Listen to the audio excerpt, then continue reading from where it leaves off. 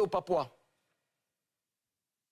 Bah, je pense que je suis Guy Constant des Arts, voilà, je suis membre du jury de Afrima. Je suis dans l'ingénierie culturelle africaine depuis une vingtaine d'années maintenant. Une vingtaine d'années. D'accord. Ozone? Tu confirmes donc que tu fais partie du jury des Afrima? Oui, bien sûr, oui. Ok, tu es accusé par la jeune dame là qu'on a vue tout de suite en vidéo. Elle t'accuse d'être impliquée dans un supposé boycott de Imra au Afrima. Qu'est-ce que tu as à dire pour ta défense? Non, non, j'ai rien à dire pour ma défense. Déjà, j'ai accepté de parler ici en général. Je ne suis pas quelqu'un qui parle dans les médias. C'est quelque chose qui ne m'intéresse absolument pas. Mais je pense que cette jeune dame-là, le truc qu'elle fait, c'est plus de l'ignorance que de la mauvaise foi. Des copains m'ont dit il faut porter plainte pour diffamation et tout et tout. Je ne pense pas que je vais pouvoir faire ça parce que pour moi, il y a beaucoup d'ignorance là-dedans. Son premier argument, c'est de dire que j'ai des liens avec Ifno Beats, donc Didi B. Oui, j'ai des liens avec Ifno Beats et Didi B parce que c'est moi qui ai emmené Ifno Beats à l'époque en 2013 chez Universal Music. C'est moi qui les ai fait signer là-bas. J'ai de très bons rapports avec toute l'équipe.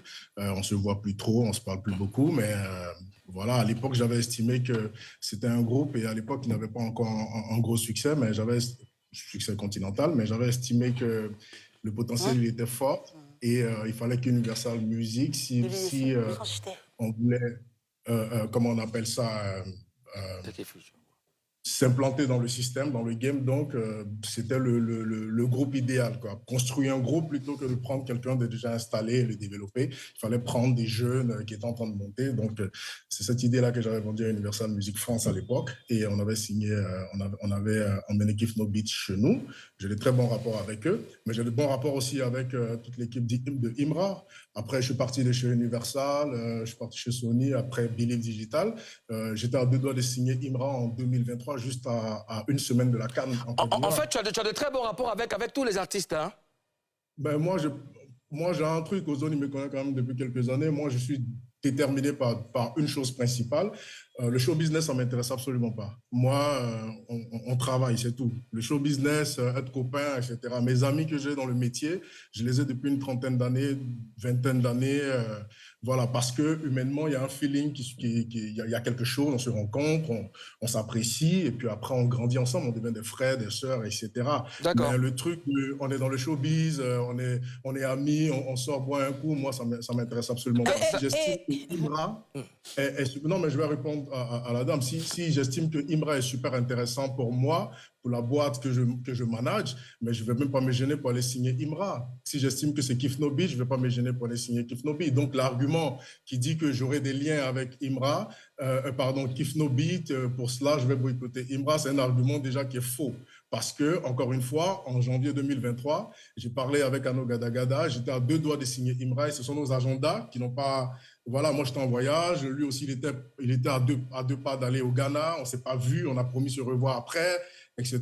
Donc il y a zéro problème à ce niveau-là. D'accord. Maintenant, le deuxième argument de la dame qui dit que Wizkid aurait éventuellement dit que il est choqué que Imra soit d'abord, moi je ne suis pas copain à Wizkid, je suis copain à son manager Sandé.